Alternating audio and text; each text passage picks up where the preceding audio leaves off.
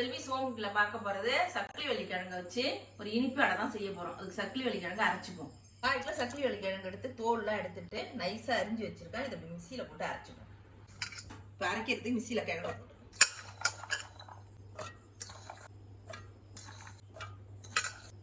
அரைக்கிறதுக்கு கொஞ்சமா தண்ணி ஊற்றிப்போம்.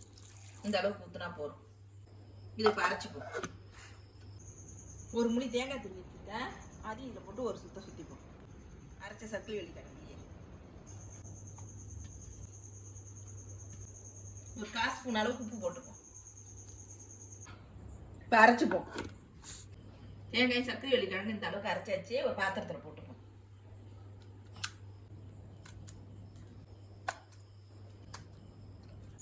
மிக்ஸியில் உள்ள தண்ணியை ஊற்றிப்போம்.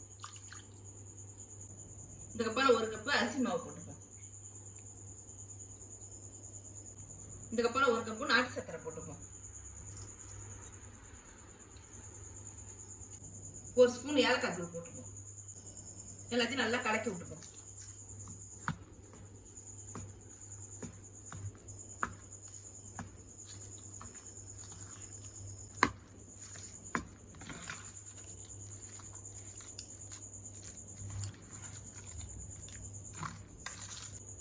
இன்னும் கொஞ்சம் தண்ணி ஊற்றிப்போம். தண்ணி ஊற்றி நல்லா இந்த பதத்துக்கு கலந்துக்கணும்.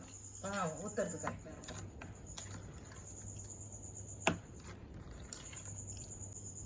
இன்னும் கொஞ்சம் தண்ணி ஊற்றி கலந்துப்போம். இப்போ கலந்து விட்டுப்போம்.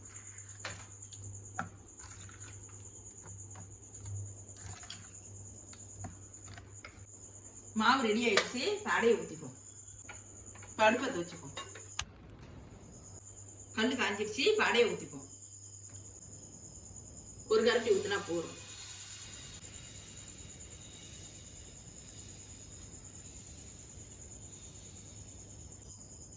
சுற்றி கொஞ்சம் எண்ணெய் ஊற்றிப்போம்.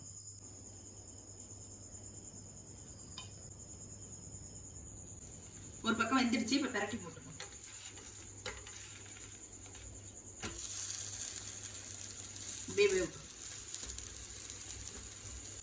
ரெண்டு பக்கமும் நல்லா வெந்துடுச்சு. இப்போ எடுத்து வச்சுப்போம்.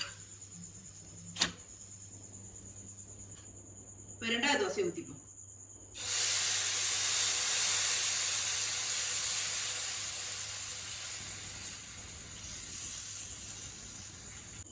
இப்போ எண்ணெய் ஊற்றிப்போம். 2வது அடையும் பிரட்டி போட்டுப்போம். அப்படியே வேகும்.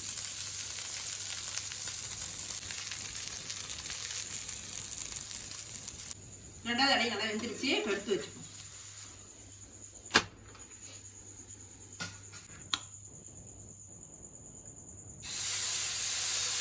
இதே மாரி எல்லா அடையும் ஊற்றிட்டு காமிக்கிறேன்.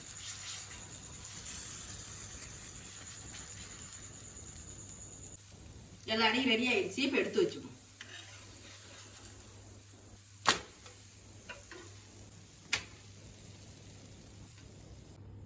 சூப்பரான சர்க்கரை வெள்ளிக்கிழங்கு அடை ரெடி ஆயிடுச்சு. இந்த வீடியோ பிடிச்சிருந்தா லைக் பண்ணுங்க, ஷேர் பண்ணுங்க, சப்ஸ்கிரைப் பண்ணுங்க, கமெண்ட் பண்ணுங்க. நன்றி, வணக்கம். நீங்கள் செஞ்சு பாருங்க.